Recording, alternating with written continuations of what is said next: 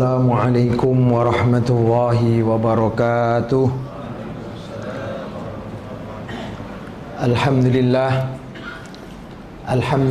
nahmaduhu wa nasta'inuhu wa nastaghfiruh wa na'udzu billahi min shururi anfusina wa min sayyiati a'malina.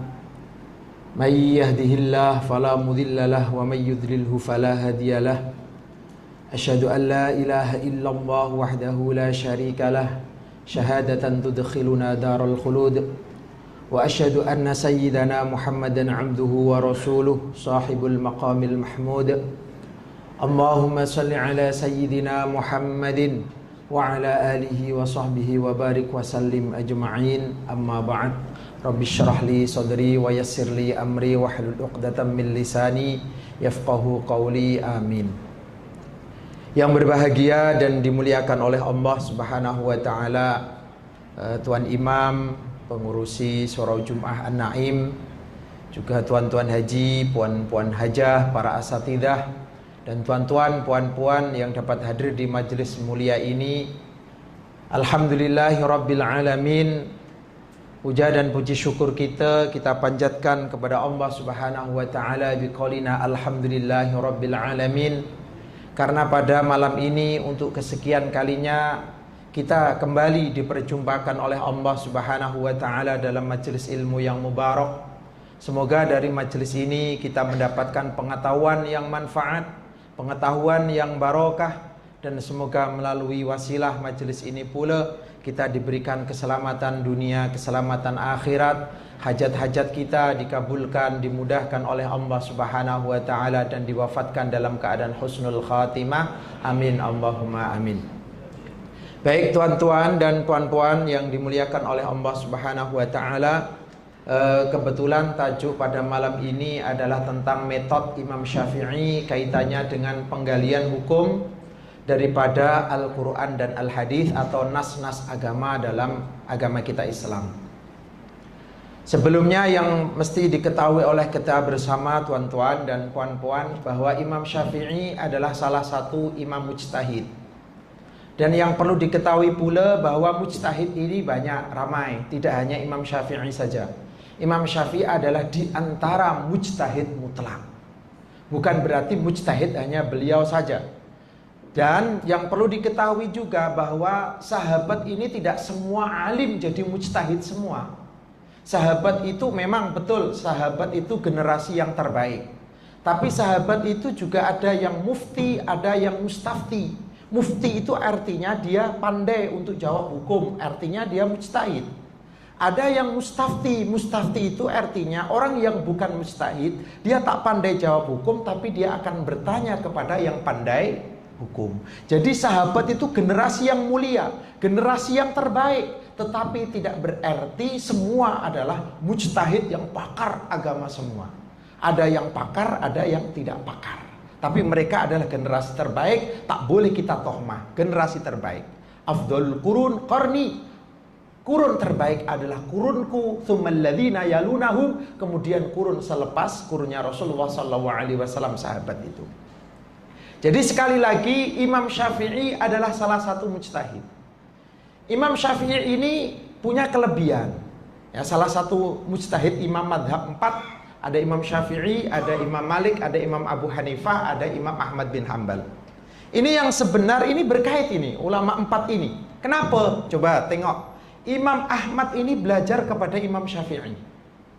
Imam Syafi'i belajar kepada Imam Malik. Imam Syafi'i belajar fikih Hanafi melalui anak murid Imam Abu Hanifah yang bernama Muhammad bin Hasan Asy-Syaibani. Jadi Imam Syafi'i tak pernah jumpa Imam Abu Hanifah. Karena tahun wafatnya Imam Abu Hanifah adalah tahun lahirnya Imam Asy-Syafi'i. Tahun 150 Hijrah itu tahun lahirnya Imam Syafi'i, tapi juga tahun wafatnya Imam Abu Hanifah. Jadi Imam Syafi'i ini pernah belajar fikih Hanafi melalui anak murid Imam Abu Hanifah yang populer, yaitu Imam Muhammad bin Hasan Asy-Syaibani. Imam Syafi'i belajar kepada Imam Malik, Imam Ahmad bin Hanbal belajar kepada Imam Syafi'i. Jadi ulama mazhab 4 ini sebenarnya ada kaitannya.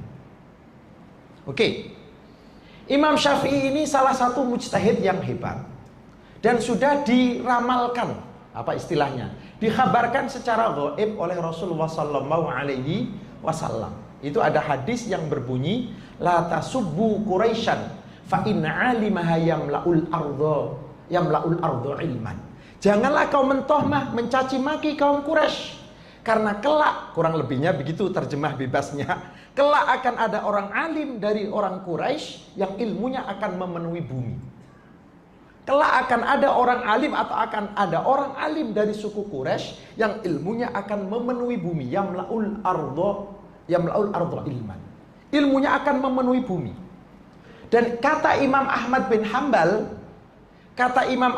Hambal, yang dimaksudkan hadis itu adalah Imam Asy-Syafi'i. Orang alim Quraisy yang dimaksudkan dalam hadis Nabi ditakwili oleh Imam Ahmad bin Hambal adalah Imam Asy-Syafi'i, guru beliau sendiri. Jadi ini seperti sudah diprediksi oleh Rasulullah, kalau akan ada orang alim dari suku Quraisy. Dan betul bahwa Imam Asy-Syafi'i ini adalah dari suku Quraisy. Fikih Syafi'i ini memiliki keistimewaan, tapi bukan berarti menafikan keistimewaan imam mazhab yang lain. Imam Asy-Syafi'i memiliki keistimewaan atau fikih Syafi'i. Di antaranya adalah satu, ramai mujtahid yang muncul dari mazhab Syafi'i. Ramai mujtahid, ulama-ulama yang pakar, sangat pakar di bidang penggalian hukum daripada Al-Quran dan Al-Hadis yang muncul dari mazhab Syafi'i. Bahkan Imam Daud Al-Zahiri, pendiri mazhab Zahiriyah, itu dulu bermazhab Syafi'i. Sebelum beliau jadi mujtahid mutlak, itu dulu bermazhab Syafi'i. Di antara kelebihan mazhab Syafi'i lagi adalah ramainya pakar-pakar hadis. Bukan berarti mazhab lain tak ada pakar hadis. Mazhab Malik ramai, mazhab Hambali ramai, mazhab Hanafi pun ada, ramai juga. Walaupun mazhab Hanafi pakar hadisnya tak seramai mazhab lain. Tapi yang lagi ramai itu adalah mazhab Syafi'i. Imam Ibnu Khuzaimah, Imam Daroqutni, Imam Al-Baihaqi, Imam Ibnu Hajar Al-Asqalani, dan lain-lain.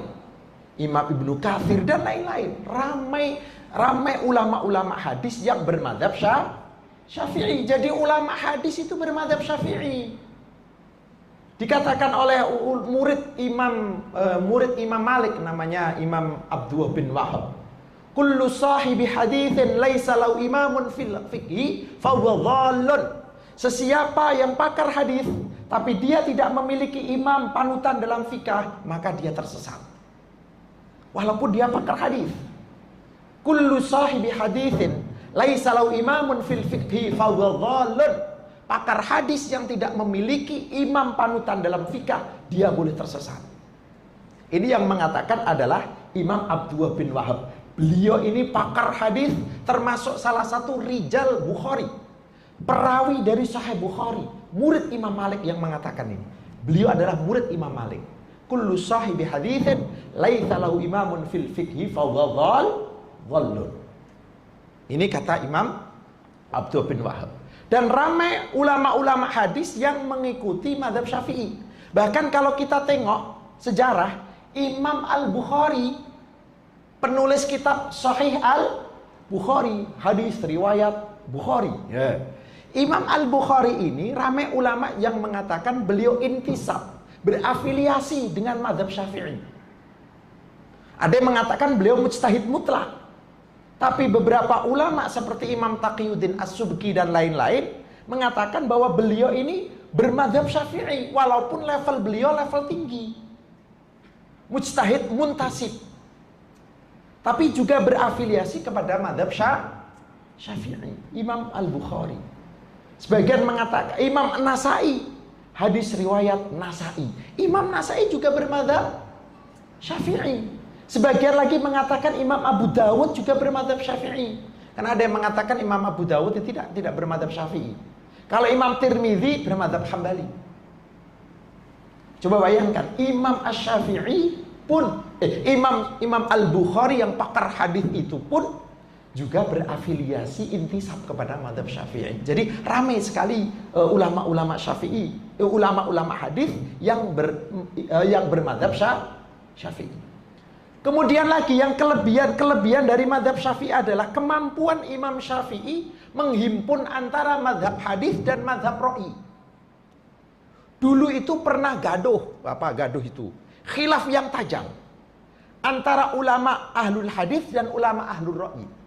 Ulama ahlul hadis ini tinggal dekat Hijaz. Hijaz ini memang peredaran hadis di sana banyak. Dia berada di Madinah, Mekah dan sekitarnya. Seperti Imam Malik dan lain-lain. Sementara ahlul ra'i berada di Kufah, Irak. Di Kufah, Irak. Termasuk salah satunya adalah Imam Abu Hanifah. Beliau salah satu ahlul ra'i. Jadi karena Imam Syafi'i ini pernah belajar kepada Imam Malik, juga pernah yang ahlul hadis, pernah juga belajar kepada Imam mazhab Hanafi melalui anak murid Imam Abu Hanifah yang bernama Muhammad bin Hasan Asy-Syaibani, maka beliau memiliki kemampuan untuk menghimpun dua mazhab ini yang saling berlawanan. Ini diantara kelebihan mazhab Syafi'i. Luas kajian hukumnya. Ini diantara kelebihan mazhab Syafi'i, tapi bukan berarti mazhab lain tak ada. Contoh diantara kelebihan. Contoh misalkan Imam Malik. Beliau ini salah satu kelebihan beliau, saya tidak mengatakan tak ada kelebihan. Beliau pakar hadis, hebat. Salah satu kelebihannya adalah kitab Al-Muwatta. Ulama mengatakan kitab Al-Muwatta adalah kitab yang dikarang yang terbaik susunannya. Saat itu walaupun sudah ramai yang menulis, tapi belum ada kitab yang dikarang yang susunannya cantik seperti kitab Al-Muwatta. Ini kalau yang menulis bukan orang yang hebat, tidak mungkin bisa tulis seperti kitab Al-Muwatta. Ini menunjukkan kepakaran Imam Malik. Ini contoh. Atau misalkan Imam Hambali, Ahmad bin Hambal.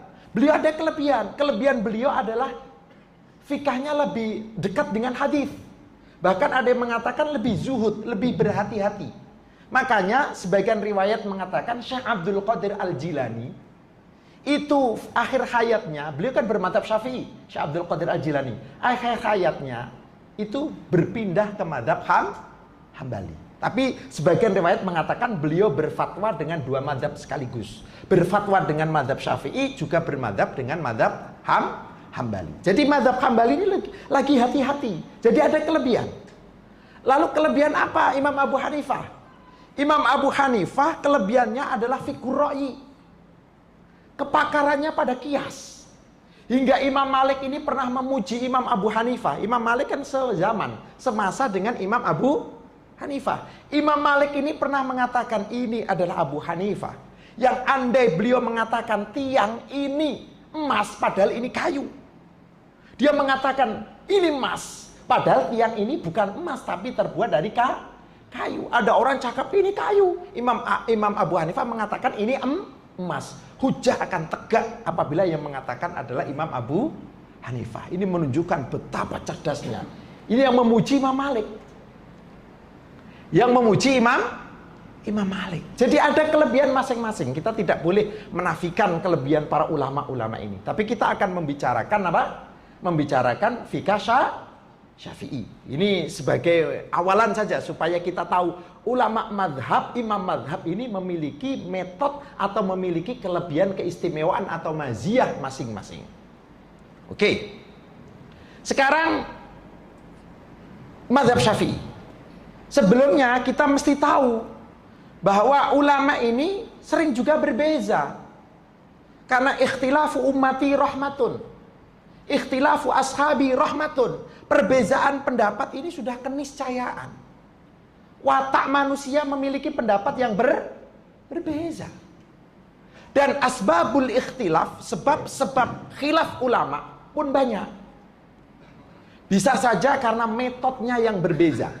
Nanti akan saya urai sebagian daripada metode mazhab Syafi'i. Kadang-kadang penilaian hadisnya yang berbeza. Katakan Imam Syafi'i mengatakan sahih, ulama lain mengatakan tidak. Contohnya hadis tentang kunut subuh. Imam Syafi'i mengatakan sahih. Tapi ulama lain mungkin Abu Hanifah mengatakan tidak. Perbezaan pendapat dalam penilaian hadis. Tapi setiap ulama mujtahid ini mesti pakar. Ada orang mengatakan mazhab Hanafi ini tak ada hadisnya. Oh, ini penghinaan itu. Mazhab ulama untuk boleh menggali hukum daripada Al-Quran dan hadis, kata Imam Ahmad, ini mesti hafal 400.000 hadis paling tak. Tuan-tuan hafal berapa? Pernah itu ditanyakan kepada Imam Ahmad, Syekh, apabila ada seseorang yang hafal 100.000 hadis, apakah dia boleh menggali hukum atau menjawab hukum fikih? Belum boleh. Kalau misalkan menghafal 200.000 hadis, juga belum boleh. Kalau menghafal 300.000 hadis, belum boleh. Kalau menghafal 400.000 hadis, baru satu syarat yang terpenuhi. Belum syarat yang lain. Baru hafal syarat satu terpenuhi, hafal 400.000 hadis. Maka ada ulama ketika menjelaskan seperti ini ditanya, Syekh, kok kamu sudah berani menjawab hukum? Apa kamu hafal 400.000 hadis? Jawabnya simpel, aku tidak hafal 400.000 hadis. Tapi aku mengikuti pendapatnya ulama yang hafal 400.000 hadis. Jadi kalau misal saya ditanya, saya boleh jawab misalkan. Bukan berarti saya hafal 400.000 hadis. Tapi saya mengikuti pendapatnya ulama yang sudah hafal 400.000 hadis. Ini baru syarat pertama. Jadi kalau ada orang cakap Imam Abu Hanifah tak hafal hadis, mazhab Hanafi tak ada hadisnya, ini penghinaan ini. Karena syarat mujtahid salah satunya adalah mesti hafal, kata Imam Ahmad, hafal 400.000 hadis. Coba bayangkan ini. Jadi kadang-kadang memang ulama ini memberi penilaian yang berbeza, sebab mereka berbeza pendapat. Karena metodenya berbeza, hukumnya berbeza. Karena penilaian hadisnya berbeza, hukum yang dihasilkan juga berbeza. Kadang-kadang ada hadis yang diterima oleh satu ulama, hadis ini tidak diterima. Atau mungkin memiliki pemahaman yang ini dinasah, kata yang lain tidak. Jadi ada metode-metode yang berbeza antara satu ulama dengan ulama yang lain. Dan kita mesti paham itu. Dan itu keniscayaan, ikhtilaf itu sudah ada semenjak zaman sahabat Nabi, selepas wafatnya Rasulullah. Kalau masa Rasulullah tak ada khilaf. Karena ketika Rasulullah masih hidup, ketika ada perbedaan pendapat, semua merujuk kepada Rasulullah. Tidak ada khilaf. Yarfa'ul khilaf itu sabda Nabi. Tapi selepas Rasulullah wafat, perbedaan pendapat ini keniscayaan. Oke, ini diantara sebab-sebab kenapa kadang-kadang hukum ini berbeza antara satu dengan yang lain. Sekarang kita akan memahami metode mazhab Syafi'i. Yang perlu diketahui tuan-tuan dan puan-puan, bahwa usul ahkam ini dasar-dasar hukum. Belum hukum loh ya. Dasar-dasar hukum, baru dasar hukum. Usulul ahkam, dasar-dasar hukum. Belum hukumnya. Dasar-dasar hukum atau metode dalam penggalian hukum daripada nas-nas agama, itu ada yang disepakati, ada yang tidak disepakati. Ada yang disepakati, ijma diterima, ada yang diikhtilafkan, masih diperbincangkan atau diperdebatkan. Yang disepakati oleh seluruh ulama muslimin, ini ada 4. Al-Quran, Al-Hadis, Ijma, Qiyas. Ini sepakat. Maka siapa yang ingkar satu saja, maka dia terkeluar dari ahlus sunnah wal jamaah itu. Karena 4 ini kesepakatan. Nah, ada yang tidak disepakati. Ada beberapa usul ahkam, dasar-dasar hukum, bukan hukumnya ya, dasar-dasar hukum yang tidak disepakati. Contoh misalkan ada al-istihsan. Metode al-istihsan diterima oleh mazhab Hanafi, ditolak oleh Imam Syafi'i. Biasa saja, walaupun Imam Syafi'i dulu pernah belajar mazhab Hanafi, tapi ditolak karena beliau mujtahid. Ada lagi al-masalah al-mursalah, yaitu maslahah-maslahah yang tidak ada dalil yang menafikan, juga melarang, juga tidak ada dalil yang memerintahkan. Itu namanya al-masalah al-mursalah. Diterima dalam mazhab Malik khasnya. Makanya Imam Syatibi dalam kitab Al-I'tisam itu guna itu. Tapi dalam mazhab Syafi'i pun masih diperbincangkan. Ditolak atau ada sebagian yang diterima, tapi secara umum ditolak. Jadi ada yang disepakati, ada yang tidak disepakati. Yang jelas-jelas disepakati itu Al-Quran, Al-Hadis, Ijma' dan Qiyas. Kalau misalkan tuan-tuan nak tanya, adakah dalil yang secara jelas atau secara khas menjelaskan 4 dasar hukum 4 ini? Ada. Dan tuan-tuan sering mendengar. Ini kata Imam Ar-Razi. Beliau mengatakan 4 ini ada dalam ayat ati'ullah wa ati'ur rasul wa ulil amri minkum fa in tanaza'tum fi syai'in farudduhu ilallahi war rasul. Itu adalah dalil 4 dasar hukum Islam. Ati Allah, taatlah kau kepada Allah, taat kepada Al-Quran, karena Al-Quran adalah firman Allah. Wa ati'ur rasul, taatlah engkau kepada Rasul. Apa? Hadis Nabi. Wa ulil amri minkum. Ulil amri ini ada 2 penafsiran. Ada ulil amri bermakna pemerintah, ada ulil amri bermakna ulama. Jadi ulama itu termasuk ulil amri. Orang sering mengatakan ulil amri hanya pemerintah. Tak. Boleh tengok dalam kitab-kitab tafsir. Ulil amri memasukkan ulama. Kesepakatan ulama itulah yang kemudian disebut dengan ijma'. Wa ulil amri minkum, itu maksudnya adalah ijma', taat kepada kesepakatan ulama. Ulil amri, karena ulil amri ini sebagian penafsiran adalah ulama. Terus kiasnya mana? Fa in tanaza'tum fi syai'in, jika engkau bergaduh, berdebat dan lain-lain, mana ini macam mana hukumnya, macam mana, farudduhu ilallahi war rasul, kembalikan kepada Allah dan Rasulnya, kembalikan kepada Al-Quran dan kembalikan kepada Al-Hadis. Jadi 4 itu terkumpul pada ayat itu, ati Allah wa ati'ur rasul. Itu siapa yang cakap? Imam Ar-Razi, Fakhruddin Ar-Razi dalam kitab tafsirnya. Ini yang disepakati oleh ulama. Jadi ingkar salah satu saja, dia bukan Ahlus Sunnah wal Jamaah, bahkan boleh terkeluar dari Islam. Oke, sekarang kita akan mencoba memahami metode Imam Syafi'i dalam penggalian dari dasar 4 ini. Saya akan tambahkan 1 untuk melengkapi saja, yaitu aqwalus sahabah. Al-Quran, Al-Hadis, Ijma', Qiyas. Saya tambah lagi untuk melengkapi pembahasan aqwalus sahabah, pendapat sahabat. Oke, ini kita akan tengok. Walaupun Al-Quran, Hadis ini sepakat sebagai dasar hukum Islam, baru dasar ini, pun ternyata ada perbezaan antara Imam Syafi'i dan imam yang lain.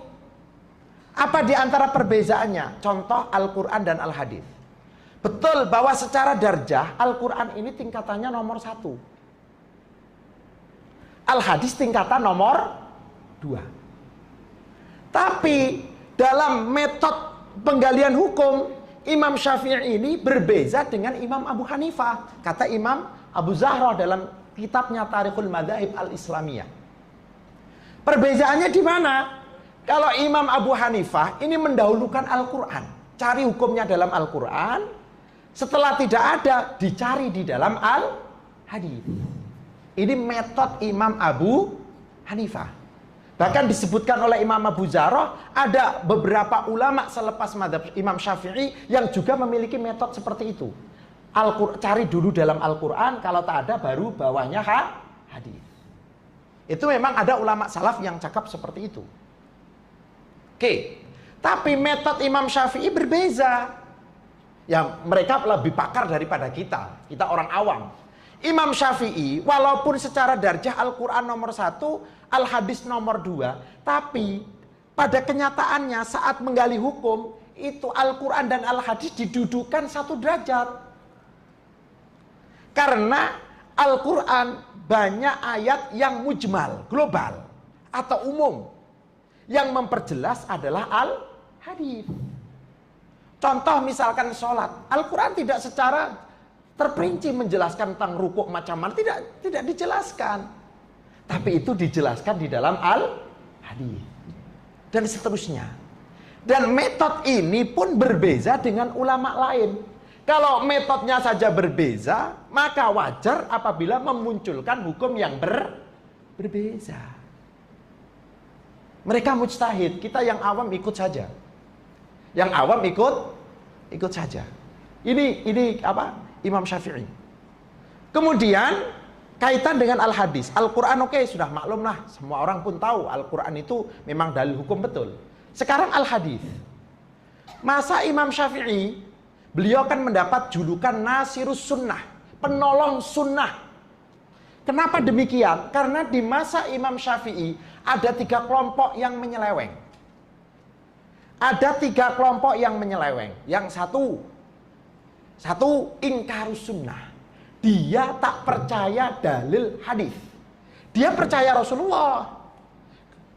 Tapi dia masalah hujjah, masalah dalil, dia hanya mengguna Al-Quran saja. Wah, ini teruk sekali nih. Berapa ribu hukum yang mesti dia tolak. Ini hampir mirip seperti apa orang Syiah ini. Orang Syiah ini kan yang teruk, Syiah yang teruk. Dia hanya terima hadis-hadis yang diriwayatkan ahli bait saja. Yang diriwayatkan Abu Bakar tolak. Yang diriwayatkan oleh Umar tolak. Yang diriwayatkan oleh Imam Sayyidina Utsman tolak. Yang diriwayatkan oleh Abu Hurairah tolak. Yang diriwayatkan oleh Aisyah tolak. Yang diriwayatkan oleh Abdullah bin Umar tolak. Yang diriwayatkan oleh Abdullah bin Abbas tolak. Berapa ribu hadis yang mesti ditolak. Ini kelompok Syiah. Syiah kan benci Abu Bakar, benci Umar dan lain-lain. Ini orang Syiah. Jadi masa Imam Syafi'i ada kelompok namanya ingkarus sunnah, kelompok pertama. Karena dari itu nanti ditolak oleh beliau semuanya dan beliau mendapat julukan atau predikat Nasirus Sunnah, penolong sunnah Nabi. Yang pertama ingkarus sunnah. Apa sekarang masih ada? Saya tak tahu. Saya punya kawan Facebook. Saya kawan, dia masih posting selalu itu. Dia tak percaya hadis betul. Bahkan dia mengatakan Imam Mahdi ini sudah muncul dekat Yaman katanya. Namanya Nasir siapa? Kemarin posting foto dia, fotonya Imam Mahdi itu. Orang bodoh ini. Gila ini orang. saya cakap sama dia, kamu ini ingkar sunnah ya? Kok begitu itu? Coba hadis tentang, dia tak mau gunakan. Coba hadis tentang Mahdi itu macam mana? Kenapa kau sampaikan ada Imam Mahdi? Dalam Al-Quran tak ada Imam Mahdi. Tapi dia katanya hanya terima dalam dalil Al-Quran. Ini kelompok ingkarus sunnah. Saya pernah tengok di video dekat Indon pun ada debat antara kita Ahlussunnah dengan kelompok ingkarus sunnah. Jadi ternyata ya ulama memang pernah mengatakan ingkarus sunnah ini habis setelah Imam Syafi'i ini habis. Tapi pada kenyataannya sekarang masih ada kelompok ingkarus sunnah. Yang kedua, ini kelompok menyeleweng juga, mensesatkan. Dia hanya terima hadis yang hadis itu terkandung dalam Al-Quran. Jadi kalau hadis itu tak terkandung dalam Al-Quran, tolak. Ini juga teruk. Membahayakan dalam Islam. Ini kelompok yang nomor 2. Kelompok yang nomor 3, ini urusan fikah. Kelompok yang nomor 3 hanya mau menerima hadis mutawatir. Hadis ahad ditolak.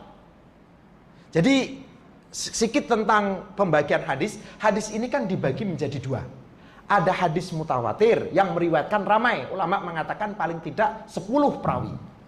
Ada khilaf tentang itu. Selain mutawatir namanya hadis ahad. Mutawatir itu tidak ada yang sahih, semua mesti diterima. Yang ahad baru dibagi menjadi sahih, hasan, dhaif. Nah, yang ahad lawan mutawatir dibagi menjadi sahih, hasan, dhaif. Yang dhaif dibagi lagi, dhaif ringan, dhaif berat, palsu. Padahal kalau kita hitung jumlahnya, hadis mutawatir ini jumlahnya lagi sedikit daripada hadis ahad. Jadi lagi banyak hadis ahad daripada hadis mutawatir. Hadis mutawatir itu tak begitu banyak. Tapi ada kelompok yang hanya terima hadis mutawatir. Hadis ahad ditolak. Ini juga teruk.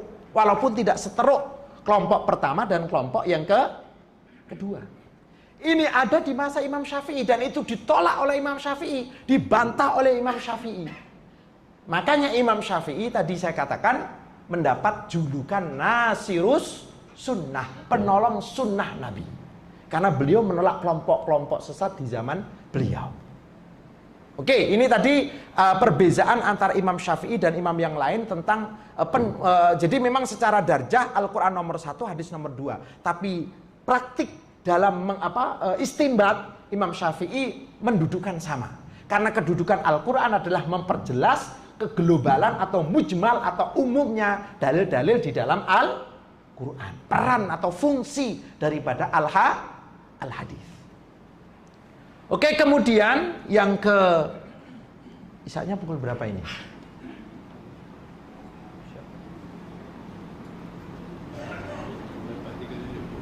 Berapa? 37.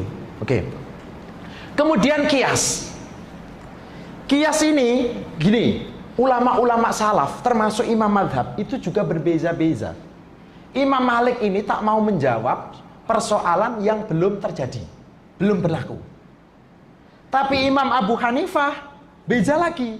Apapun yang belum terjadi, beliau akan jawab. Disebut dengan fikah takdiri. Fikah takdiri itu kemungkinan-kemungkinan. Jika begini hukumnya begini, jika begini hukumnya begini, jika begini hukumnya begini. Sampai ada pembahasan macam mana kalau ada orang tidur jatuh ke farotnya perempuan. Apa ada? Masuk ke farotnya perempuan. Tapi itu fikah takdiri, kemungkinan bila begini hukumnya begini, bila begini hukumnya begini, bila begini hukumnya begini. Jadi menambah kecerdasan itu. Itu disebut dengan fikah takdiri. Dan itu yang diambil oleh Imam Syafi'i. Salah satunya. Imam Syafi'i mengambil fikah takdirinya Imam Abu Hanifah, tapi hukumnya dijawab oleh beliau sendiri. Jadi ada perbedaan pendapat. Jadi kemungkinan-kemungkinan itu disebut dengan fikah takdiri, mengembangkan masalah-masalah walaupun belum terjadi. Itu metode itu diambil oleh Imam Syafi'i, terkenal dengan fikah takdiri itu tadi. Tapi hukumnya dijawab sendiri oleh Imam Syafi'i. Metodenya diambil, tapi hukumnya dijawab sendiri dengan Imam Syafi'i. Berbeda dengan fikah Hanafi. Jadi biasa saja ulama berbeza pendapat ini. Ya, Imam Syafi'i berbeza dengan Imam Malik, ya. Imam Ahmad bin Hambal berbeza dengan Imam Syafi'i, ya. Dan mereka tak ada soal, tak ada masalah. Oke, jadi itu kias memang kuat digunakan oleh Imam Abu Hanifah. Tapi kias disepakati itu bagian daripada dasar hukum Islam. Dasar hukum Islam. Baru dasar. Saya tidak mengatakan hukumnya disepakati. Baru dasar hukum Islam. Dasarnya diterima. Kata Imam Haromen, kalau tak silap itu, Imam Haromen itu sekitar tahun 400-500 Hijrah. Beliau mengatakan bahwa 80% hukum fikah itu didominasi kias, hasil kias. 80% didominasi hukum daripada kias. Jadi yang 20% itu zahir Quran, zahir hadis, ijma dan lain-lain. 80% muncul dari kias. Boleh bayangkan, itu masa Imam Haromen. Guru daripada Imam Al-Ghazali. Nah kalau sekarang, kira-kira kias menguasai berapa peratus ini? Jadi kalau kias ditolak, berapa ratus hukum yang mesti ditolak? Kias ini bagian daripada usulul ahkam, dasar hukum Islam. Oke, kemudian yang keempat, Al-Quran, hadis, ijma, kias sudah tadi, yang ijma belum, mohon maaf, tertukar. Ijma Ijma ini diterima oleh semua ulama. Cuman ada perbedaan antara Imam Syafi'i dan Imam Malik. Imam Malik mengira ijma ahli Madinah, ulama Madinah sebagai ijma, diterima secara absolut. Tapi kalau Imam Syafi'i tidak begitu. Ijma ulama Madinah tidak boleh diterima seperti ijma. Makanya karena Imam Malik ini kan menggunakan metode dasar hukum amalu ahli Madinah. Makanya beliau ini tarawihnya berapa madzhab Malik itu? 36. Kalau kita 20. Imam Malik 36. 36 itu hikmahnya begini. Jadi dulu hikmahnya. Tapi Imam Malik mengatakan demikian karena melihat tarawih penduduk Madinah 36. Imam Malik memang melihat semua ulama-ulama Madinah tarawihnya berapa? 36. Boleh dicoba ini di surau ini besok. Tak ada jamaahnya, lari semua ini. Jadi kenapa kok 36? Ini hikmahnya, di antara hikmahnya begini, katanya itu. Kan dalam kitab ada, saya tak buat-buat ini. Jadi begini, ulama penduduk Makkah itu dia taraweh itu kan 4 rakaat. 2 rakaat salam itu 1 taraweh. Kan begitu. Makanya taraweh kan maknanya istirahat. Rehat lah ya. Jadi 2 rakaat selesai rehat. Nah, penduduk Mekah rehat ini digunakan untuk tawaf. Tawaf 7 kali. Nah, boleh dicoba ya di sini nih. Jadi baca Quran dulu lah misal. Tawaf, kemudian lanjut lagi. Taraweh lagi. Dapat 4 rakaat. Ya kan dapat 4 rakaat. Dapat 4 rakaat rehatnya digunakan untuk tawaf 7 kali lagi. Setiap dapat 4 rakaat begitu. Nah, ulama-ulama Madinah loh, kok sedap betul ulama Mekah. Sudah dapat taraweh juga tawaf. Akhirnya ditambah itu. Katanya begitu menurut satu pendapat. Ditambah tawafnya penduduk Mekah ditambah 1 taraweh. Kan 1 tawafan 7 keliling itu taraweh tawaf yang dilakukan penduduk Mekah antara taraweh 1 dengan taraweh yang 2 ditukar oleh ulama Madinah dengan apa? Taraweh. Jadi jumlahnya sela-sela itu tawafnya diganti taraweh 4 rakaat jadi 36. Jadi tarawihnya 36 itu. Dan ini diantara perbedaan, tapi amalu ahli Madinah tidak digunakan oleh mazhab Syafi'i. Jadi ada perbedaan lagi. Ijma itu kesepakatan, oke diterima. Tapi kalau ijma'nya ahlu Madinah, penduduk Madinah, ulama Madinah, masa lampau, masa itu, diterima atau tak? Imam Malik menerima, Imam Syafi'i tidak. Ini perbedaan lagi. Nah, ijma sendiri ini keluar dari masalah. Ijma sendiri itu terbagi menjadi 2. Ada ijma dzaruri, ada ijma yang ghairu dzaruri. Ijma dzaruri itu ijma yang semua ulama dan orang awam ini tahu. Kalau ijma ghairu dzaruri adalah ijma yang tahu hanya ulama saja, orang awam tak tahu. Boleh azan dulu. Bismillahirrahmanirrahim. Baik tuan-tuan dan puan-puan, kita boleh sambung dalam 10 menit. Ijma ada 2, ada ijma dzaruri, ada ijma ghairu dzaruri. Ijma dzaruri adalah ijma yang diketahui oleh orang awam juga diketahui oleh ulama. Ulama orang awam semua tahu. Contoh misalkan sholat ijma, zakat ijma, haramnya riba ijma, haramnya zina ijma, ingkar hukumnya kafir. Ingkar ijma' dzaruri hukumnya kafir. Yang kedua adalah ijma' ghairu dzaruri. Ijma' ghairu dzaruri itu ijma' ulama yang diketahui hanya ulama saja yang pakar. Sementara kita yang awam ini kadang tak tahu kalau itu ijma'. Ijma' yang seperti ini, ingkar pada ijma' yang seperti ini, hukumnya tidak sampai jatuh dalam kekufuran, tapi jatuh dalam kefasikan atau dosa besar. Oke, kita sudah memahami Al-Quran, Al-Hadis, Ijma' dan Qiyas. Tadi saya tambahkan aqwalus sahabah. Oke, lalu macam mana dengan aqwalus sahabah, pendapat-pendapat sahabat? Tadi saya katakan bahwa tidak semua sahabat ini menjadi mujtahid. Ada yang mujtahid, pakar betul, ada yang bukan mujtahid. Mereka tugasnya adalah bertanya kepada sahabat yang mujtahid. Walaupun generasi sahabat, derajat sahabat, generasi yang tidak ada duanya. Oke. Pendapat sahabat ini kemungkinan mereka ijma, sepakat. Kalau sahabat ini bersepakat hukum, maka wajib diterima. Karena kesepakatan mereka adalah ijma. Masuk kategori ijma tadi. Yang nomor 3 tadi. Al-Quran, hadis, ijma. Lalu macam mana apabila sahabat ini berbeza pendapat? Karena sahabat memang berbeza pendapat. Ijma ini tak banyak. Sedikit saja ijma itu. Yang banyak itu perbezaan pendapat. Bolehkah kita mengikuti pendapat sahabat yang berbeza-beza? Kalau masa lampau, boleh-boleh saja. Ashabi kan nujum bi'aihim ihtadaitum ihtadaitum. Ini hadis dhaif tapi secara makna diterima oleh ulama.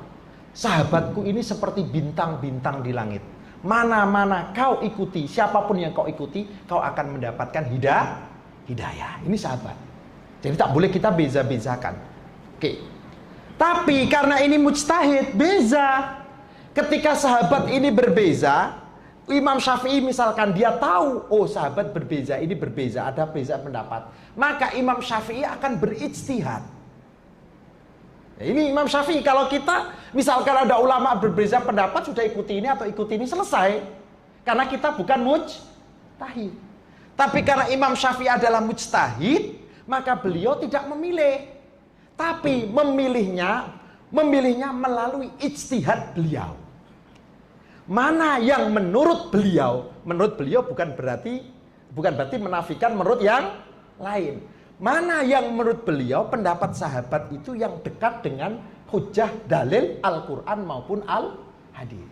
Yang menurut beliau pendapat sahabat yang lebih dekat kepada Al-Quran dan Al-Hadis, itulah yang kemudian diambil oleh Imam Syafi'i. Tapi bukan berarti menafikan pendapat lain. Karena ulama ini saling menghormati. Nah, kalau kita tidak boleh, misalkan kita yang awam tengok ada perbedaan pendapat, terus kemudian kita mentarjih mana yang lebih dekat dengan sunnah, mana yang lebih dekat hadis. Itu namanya tidak mengukur diri. Tidak tengok pada dirinya sendiri. Ini sok tahu. Yang boleh seperti itu mesti mujtahid. Kalau bukan mujtahid tidak boleh membandingkan fikah-fikah yang ada. Contoh misalkan tuan ini mujtahid, sudah hafal tadi berapa? 400.000 hadis paling tidak. Boleh dan syarat-syarat lain terpenuhi, sila. Kalau mau membandingkan antara Syafi'i dengan Hanafi, Maliki dan Hambali, mana yang menurut tuan-tuan kuat dekat dengan dalil, sila, karena tuan adalah mujtahid. Tapi yang bukan mujtahid, yang mesti mengukur diri. Sama seperti orang yang tidak mampu berenang, tapi mencoba berenang di tengah lautan. Apa yang terjadi? Mati, tenggelam. Akhirnya menyalah-nyalahkan ulama.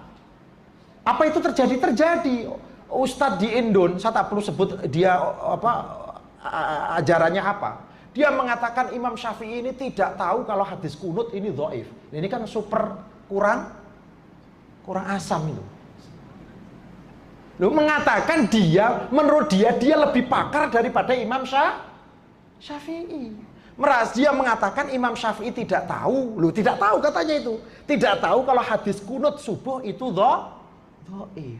Jadi kalau disimpulkan ustadznya lagi alim daripada Imam Syafi'i. Bahkan ustadz-ustadznya itu kata pengikutnya, ustadz saya ini level dia sudah boleh mentarjih, mengunggulkan mana pendapat antara Syafi'i, Maliki, Hanafi atau Hambali. Itu namanya orang yang tidak mengukur diri. Berapa hadis yang dihafal? Berapa ayat Quran yang dihafal? Usul fikih itu tahu atau tidak? Tak tahu. Nah, macam mana dia mau membandingkan? Oke, terakhir saya nak uraikan sedikit tentang Al-Quran, ilmu usul fikah, karena usul fikah ini alat untuk menggali hukum, kemudian ada penggali hukum. Jadi begini, Al-Quran dan Al-Hadis ini seperti padi, bahan mentah. Bahan mentah.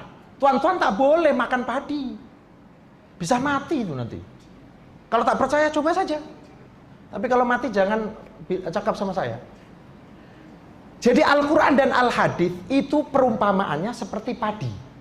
Dia bahan utama untuk kita makan, beras. Tapi padi tak boleh kita makan sebelum kita diseleb itu apa kalau orang sini disebut? Diproses. Mesti diproses dulu. Alat yang untuk memproses namanya mesin. Mesin penggiling padi. Mesin pemroses padi. Hasil padi yang sudah diproses namanya beras. Orang semua tahu. Kalau hasil dari padi itu jadi beras. Kalau sudah beras silakan dikonsumsi. Oke. Yang penggiling padi itu jumlahnya lagi banyak atau lagi banyak yang makan beras? Yang tinggal menerima. Pasti lagi banyak yang tinggal menerima. Nah, Al-Quran dan Al-Hadis itu seperti padi. Al-Quran dan Hadis supaya dapat menjadi hukum fikah, syarat wudhu begini, rukun wudhu begini, batalnya wudhu begini, batalnya sholat begini, rukun sholat begini, dan seterusnya. Bab nikah begini. Supaya jadi hukum fikah seperti itu, mesti diproses. Ilmu yang untuk memproses Al-Quran dan Hadis adalah ilmu usul fikah. Nah sekarang itu usul fikah tak paham, sudah mencoba untuk memproses. Jadinya seperti tikus nanti. Tikus makan padi. Begitu. Jadi ilmu yang untuk memproses padi supaya hasilnya jadi beras, itu disebut dengan ilmu usul fikah. Ilmu usul fikah itu seperti kedudukannya seperti mesin penggiling padi. Jadi ada mesinnya. Tidak boleh dari terjemah kembali kepada Al-Quran Hadis. Bilang saja kembali kepada terjemah Quran dan Hadis. Jadi mesin untuk memproses Al-Quran dan Al-Hadis bahan utamanya ini namanya ilmu usul fikah. Nah, yang memproses tidak boleh sembarangan. Tuan-tuan tak boleh proses padi. Mana mungkin mampu. Tuan-tuan tak pernah belajar memproses padi. Yang boleh memproses padi itu mesti pakar mesin. Dia sudah belajar macam mana untuk mengeluarkan padi dan seterusnya. Mesti pakar. Pakar di bidang penggilingan padi.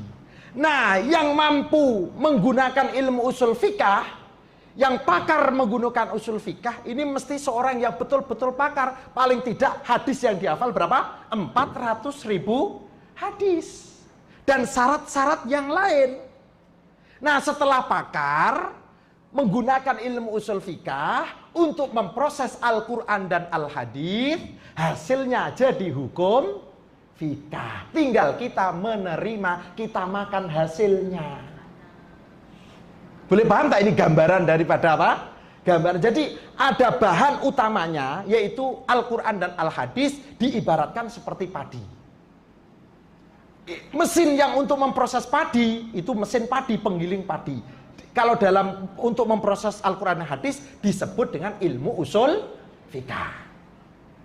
Supaya padi ini betul-betul menghasilkan beras, maka yang memproses mesin itu, yang memproses mesin mesti pakar. Itu adalah mujtahid. Mujtahid melalui ilmu usul fikah memproses Al-Quran dan Al-Hadis, hasilnya jadi ilmu fikah. Ilmu fikah kita guna. Jadi kita tinggal menerima bersih.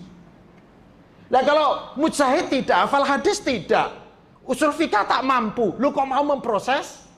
Memproses apa? Padi. Ya jadi seperti tikus yang makan padi. Dia akan punya hasil. Lah ini orang-orang sekarang itu banyak yang seperti itu, merasa mampu, level mereka sudah sederajat seperti imam mujtahid, seperti Imam Syafi'i dan lain-lain. Ini bencana di dalam umat Islam. Dulu pernah di sini saya sampaikan, umat Islam ini hancur melalui dua perkara. Satu, aduun makir. yaitu musuh Islam yang senantiasa memusuhi Islam dengan makar-makarnya. Yang kedua adalah sodikun jahil, kawan kita sendiri tapi mohon maaf kurang ilmu, bodoh. Akhirnya membuat kerusakan di tubuh umat Islam. Hasilnya seperti itu. Oke, demikian saja yang dapat saya sampaikan. Ini selesai, saya tutup atau macam mana ini? Ditutup. Saya ikut saja, tutup ya tutup. Ada soalan? Ini tahu kalau ada soalan sila. Mengapa ada layanan hukum dan empat mazhab Imam Malik, Syafi'i, Hanafi?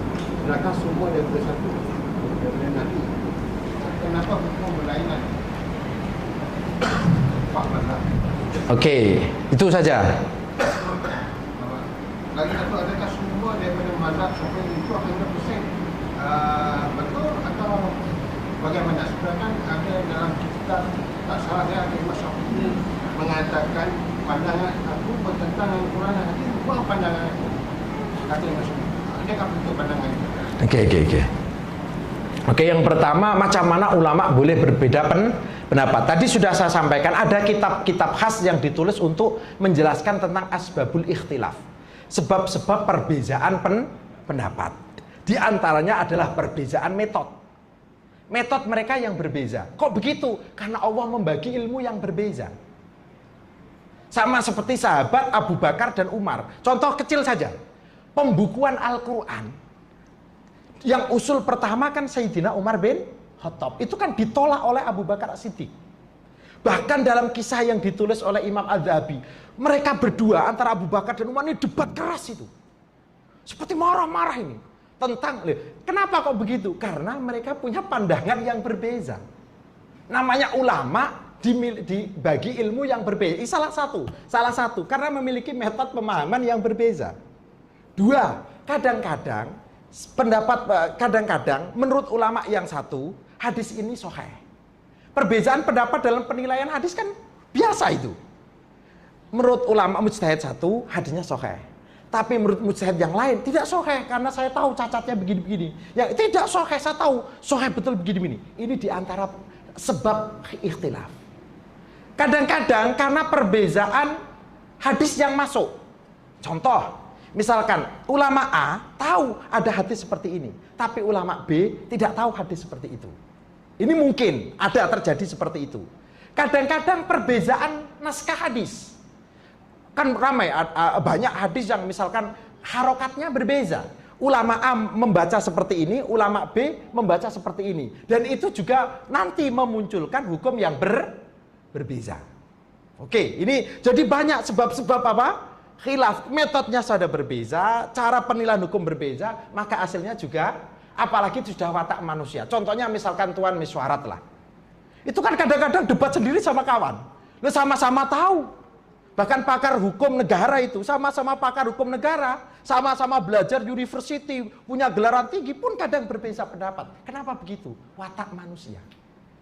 Watak manusia. Oke, ini diantaranya. Terus kemudian, apakah pendapat ulama itu semua betul, kan gitulah kurang lebihnya. Jadi begini, mujtahid hasil ijtihadnya itu dikira diiktiraf, diakui oleh Rasulullah. Itu ada sahabat diperintah Rasulullah, la yusalliyanna ahadukum illa fi bani Quraidah. Kamu jangan sholat asar kecuali di Bani Quraidah. Dalam perjalanan sahabat kan pesan Rasulullah seperti itu. Dalam perjalanan sudah mau masuk waktu maghrib, waktu asar sudah mau habis. Sahabat bingung, pening ini. Akhirnya gaduh sendiri, maksudnya berbeza pendapat. Yang satu mengatakan, hei kita sholat asar tetap di Bani Quraidah, walaupun sampai sana sudah asar. Walaupun di sana sudah maghrib kan sudah asar. Walaupun sampai sana sudah maghrib, jadi sholat asarnya di sana karena kita patuh pada perintah Rasulullah. Yang satu lagi sebagian tidak, Rasulullah mengatakan jangan sholat asar kecuali di Bani Quraidah, itu maksudnya supaya kita cepat-cepat sampai sana. Tapi kalau ternyata kita ini sudah mau habis waktu asar, ya kita sholat di sini. Masa sholat di Bani Quraidah? Masa sholat asar kok di waktu maghrib. Akhirnya mereka terbelah pendapat. Yang satu sholat di jalan, yang satu sholat di Bani Quraidah. Coba bayangkan. Pasti ada yang salah dan benar kan begitu. Ini ijtihad. Ijtihad ini. Kemudian setelah mereka jumpa Rasulullah, diadukan masalah itu. Apa Rasulullah memarahi? Tidak ada yang dimarahi. Artinya apa? Diamnya Rasulullah ini i'tiraf. Karena Rasulullah tidak mungkin mengiktiraf perkara mungkar. Dua-duanya diiktiraf padahal pendapat yang berlawanan. Yang satu sholat di Bani Quraidah, yang satu sholat diterima oleh Rasulullah. Kita ditaklif hanya itu kemampuan kita. La yukallifullahu nafsan illa wus'aha. Hakikatnya Allah yang maha tahu. Contoh misalkan, Imam Malik mengatakan anjing ini suci. Imam Syafi'i mengatakan najis. Siapa yang betul? Hakikatnya wallahu alam. Tapi hasil ijtihad Imam Syafi'i, anjing itu najis. Hasil ijtihad Imam Malik, anjing itu suci. Loh kenapa? Hakikatnya menjawab wallahu alam. Apakah berarti Allah tidak punya? Allah sudah punya hukum. Tapi hakikatnya Allah yang maha tahu. Apakah semua ini betul sesuai? Ya, kalau kita misalkan Imam Syafi'i misalkan, ketika pendapatku bertentangan dengan Al-Quran dan hadis, ya tolalah. Semua, bukan Imam Syafi'i saja, semua ulama pasti cakapnya seperti itu. Kan pasti begitu. Kalau misalkan ijtihadku kan gini, la ijtihada ma'an nas, la qiyasa ma'an nas. Tidak boleh melakukan qiyas apabila ada nas. Misalkan saya mujtahid, saya melakukan qiyas, ternyata ada nas. Betul ada nas dan sabit sharih dari Rasulullah, hadisnya sahih sanadnya oke. Ya qiyas saya mesti ditolak. Karena la qiyasa ma'an nas, la ijtihada ma'an nas. Contoh misalkan. Tapi untuk kita menyalahkan, itu mesti memahami semua yang, misalkan kita mau salahkan pendapat Imam Syafi'i bahwa Imam Syafi'i ini silap pendapatnya, bertentangan, bercanggah dengan hadis misalkan. Untuk boleh mengatakan seperti itu harus tahu Imam Syafi'i sudah tahu hadis itu atau tidak. Jangan-jangan sudah tahu, tapi menurut beliau hadis itu dimansukh, tidak boleh diguna menurut beliau. Sementara kita tidak tahu metode beliau, ya kan? Sementara kita tidak tahu. Contoh lagi. Masalah kenapa mazhab Syafi'i lebih menggunakan kabira walhamdulillahi katsira. Tidak dengan doa iftitah yang lain, padahal hadisnya lagi sahih. Ada alasan juga. Ada alasan, seingat saya itu karena itu yang terakhir diajarkan oleh Rasulullah. Maka Imam Syafi'i menggunakan hadis yang kabira walhamdulillahi katsira, walaupun hadis yang lain mengatakan lagi sahih. Walaupun dua-duanya boleh digunakan, tapi Imam Syafi'i lebih memilih yang kabirun. Ada alasan tertentu. Bukan berarti Imam Syafi'i tak tahu hadis yang lagi sahih. Jadi untuk menyalahkan ini berat. Levelnya mesti seperti Imam Syafi'i. Kalau kita ya bukan perenang tapi menyalahkan perenang, bukan dokter menyalahkan dokter. Orang yang baru belajar asas menyalahkan yang sudah degree dan lain-lain, ya diketawakan orang. Kan bisa tadi mengatakan Imam Syafi'i tidak tahu hadis kunut subuh itu dhaif. Ini kan super kurang asam itu. Nah, itu contohnya. Oke, cukup atau masih tambah lagi ini? Cukup. Bagaimana ittifaq Imam Syafi'i? Kan kita disebut ittifaq dengan Asy'ariyah. Panjang lagi nih. Oke, tak apalah saya jawab lah.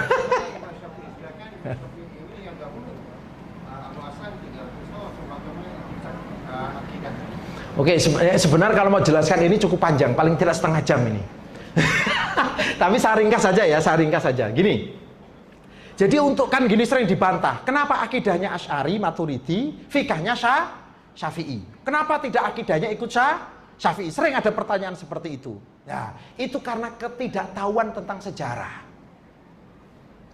Gini, perbezaan akidah itu yang betul-betul terjadi hebat itu pada zaman Imam Asy'ari. Imam Asy'ari dan Imam Maturidi. Jadi banyak kelompok seperti Hasyawiyah, Mu'tazilah dan lain-lain. Sehingga terjadi kegaduhan akidah luar biasa. Oke, mana akidah yang sebenar? Semua mengaku benar. Akhirnya muncul, ringkasnya karena muncul adalah Imam Maturidi. Imam Maturidi ini lebih cenderung ke akidahnya Imam Abu Hanifah. Imam Abu Hanifah ini ulama salaf. Imam Asy'ari muncul juga, tapi lagi tua Imam Maturidi daripada Imam Asy'ari. Oke. Imam Maturidi muncul menguatkan akidahnya ulama salaf. Di antara ulama salaf adalah Imam Malik, Imam Syafi'i, Imam Abu Hanifah, Imam Ahmad bin Hanbal. Dengan metode-metode dalil yang sedikit berbeza, karena untuk membelasah, mengalahkan, menghilangkan syubhat-syubhat kelompok yang muncul saat itu seperti Mu'tazilah, Karomiyah, Mujassimah dan lain-lain. Akhirnya ulama-ulama, ini metode ini yang betul-betul menguatkan akidah apa? Salaf. Betul-betul menguatkan akidah salaf. Akhirnya ulama Syafi'iyah berbondong-bondong mengikuti metode Imam Asy'ari. Ulama Malikiyah berbondong-bondong mengikuti metode Asy'ari. Kenapa? Karena beliau punya kemampuan menggabungkan dalil akli dan nakli untuk memberantas, mengalahkan, menghilangkan, melawan syubhat-syubhat kelompok akidah saat itu. Imam Madzhab Hanafi ikut Maturidi. Imam Madzhab Hambali ini terpecah. Panjang ini. Mestinya ada apa kuliah sendiri ceramah khas lah. Jadi panjang. Biasa kalau di GB saya sering huraikan tentang masalah ini karena ini penting.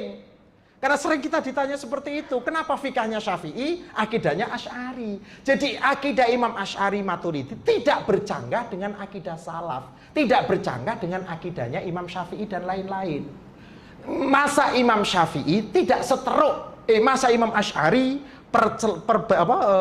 perdebatan akidah tidak seteruk di zaman ulama salaf seperti Imam Syafi'i. Itu masalahnya. Jadi akhirnya yaitu jadi Asy'ari betul-betul Imam Asy'ari betul-betul mewakili akidah salaf. Makanya ini perlu dijelaskan nih, sebenarnya saya minat untuk buat seperti ini. Jadi supaya tahu bahwa akidah Asy'ari Maturidi ini sesuai dengan akidah salaf. Jangan sampai yang mengatakan kita salah-salah malah tetangga kita, jiran kita. Kita hanya Asy'ari Maturidi sana kayak akidah salaf. Loh, akidah Asy'ari Maturidi menguatkan akidah salaf. Bukan bercanggah dengan akidah salaf. Makanya saya tulis buku itu namanya Akidah Salaf itu. Tuan belilah. Promosi. Insya Allah di Indon mau terbit ini. Mungkin bulan ini atau bulan besok akan terbit itu. Tentang akidah salaf. Dan saya sudah mempelajari masalah ini. Ya oke, itu saja ringkasnya. Kalau dijelaskan itu mesti ada ceramah khas.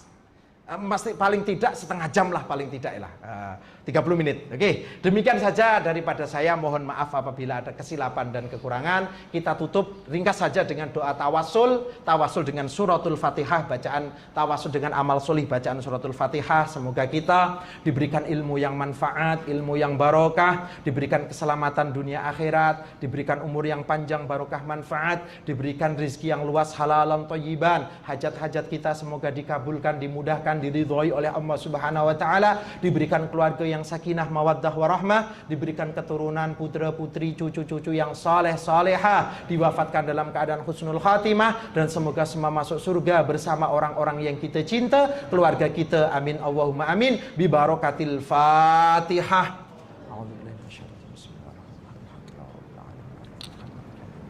Iyyaka na'budu wa iyyaka nasta'in ihdinas siratal mustaqim siratal ladzina an'amta 'alaihim. Demikian daripada saya, mohon maaf apabila ada kesilapan. Akhirul kalam, wassalamualaikum warahmatullahi wabarakatuh.